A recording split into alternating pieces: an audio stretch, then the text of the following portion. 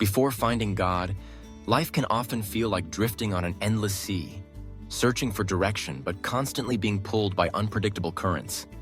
Daily routines become cycles of repetition. Achievements sometimes feel hollow, and setbacks seem overwhelming. In the quiet moments, there's a lingering sense of emptiness, a subtle ache for something greater, a meaning or purpose that transcends the ordinary. Relationships, ambitions, and even moments of happiness can feel fleeting, as if a vital piece is missing from the puzzle of life. Growing up, it's easy to get caught up in the demands of the world, striving for success, approval, and material comfort. There's a pressure to measure up, to prove oneself, and to chase after goals that in the end may not truly satisfy. When challenges arise, like the loss of a job, a broken relationship, or simply the weight of anxiety and self-doubt, it's natural to feel isolated and unsure of where to turn. The search for answers can lead down many paths: self-help books, new hobbies, or distractions that provide only temporary relief. Yet deep inside, the longing for lasting peace and significance remains. For some, the journey to finding God begins with a simple question: is there more to life than this? It might come during a moment of crisis, or perhaps in a quiet place of reflection, when the noise of the world fades and the heart is open to something new. The first steps are often tentative: a visit to a church, a conversation with a friend of faith, or a glance at spiritual texts. At first, it can feel unfamiliar or even uncomfortable, but as curiosity grows, so does a sense of hope. The stories of faith, love, and redemption begin to resonate, planting tiny seeds of possibility. The turning point comes when belief moves from the head to the heart. Finding God isn't always a sudden revelation. Sometimes it's a gradual realization, a dawning light that chases away the darkness. There's a newfound sense of being seen and known, not just by others, but by a loving Creator.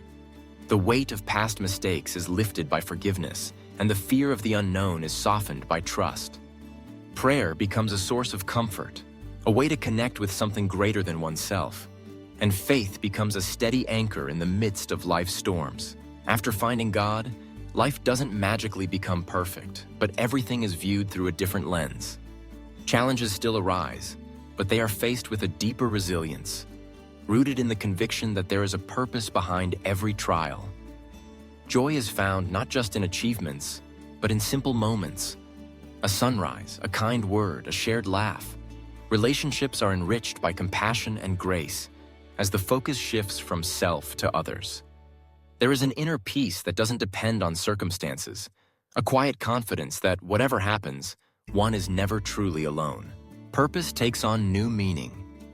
Instead of chasing after approval or success, there's a desire to live out values of love, integrity, and service. The gifts and talents that once seemed ordinary now feel like blessings to be shared. Even setbacks and failures are seen as opportunities for growth and transformation. There is gratitude for the journey, with all its twists and turns, because each step has led to a place of greater fulfillment. Ultimately, life after finding God is a story of hope, a journey from searching to finding, from emptiness to abundance, and from uncertainty to faith. It's about discovering that no matter where you've been or what you've faced, there is always a way forward, guided by love and a sense of divine purpose. Growing up, faith was always present in my life. It was woven into the fabric of my family, our traditions, and even the rhythm of each week. Sundays meant wearing our best clothes, sitting in neatly arranged pews, and listening to the familiar cadence of prayers and hymns. I learned the stories: Noah and the ark, Moses parting the sea, Jesus feeding the 5,000.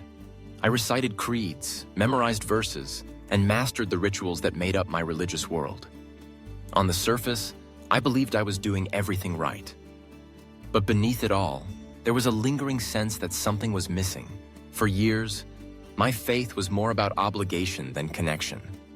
I checked all the boxes, attended every event, and tried to live up to the expectations placed before me. Yet my prayers felt rehearsed, my devotions rushed, and my understanding of God remained distant, like a king on a throne, far removed from my everyday life.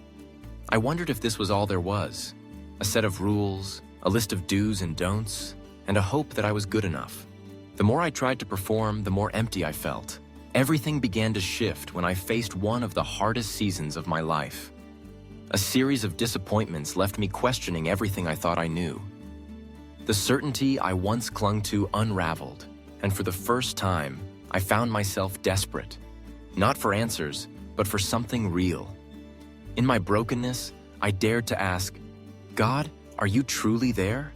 Do you care about me? Not just the world, but me? It was in that vulnerable place that I started to sense the quiet whisper of Jesus inviting me closer. I realized that I had known a lot about God, but I didn't really know Him. I had been practicing religion, but I hadn't experienced relationship. The difference was subtle but profound. Religion taught me to strive and perform, to seek approval and avoid failure. Relationship, I discovered, was about trust, honesty, and presence. I didn't have to hide my doubts or pretend I had it all together. Jesus met me right where I was, with all my mess and questions. As I began to read the Gospels with fresh eyes, I saw Jesus as more than a distant figure in ancient stories. He was personal, compassionate, and inviting. He spent time with outcasts, welcomed children, and wept with those who mourned. He offered grace instead of judgment, and love instead of condemnation. I started talking to Him, not just with formal prayers, but with the raw, unfiltered thoughts of my heart. I discovered that He cared about the details of my life, my fears, my dreams, and even my failures. My journey with Christ became less about rituals and more about relationship. I learned that faith isn't just about attending church or following rules. It's about walking daily with a Savior who knows me intimately and loves me deeply. It's about surrendering control and trusting that His plans are good, even when I don't understand them. It's about experiencing peace in the midst of chaos, hope in the face of disappointment, and joy that transcends circumstances. Looking back, I'm grateful for the foundation that religion gave me, but it was relationship that truly transformed my heart. My journey with Christ continues to unfold, filled with ups and downs, questions and revelations. But I know now that faith is not a checklist. It's an invitation to walk hand in hand with the one who gave everything for me.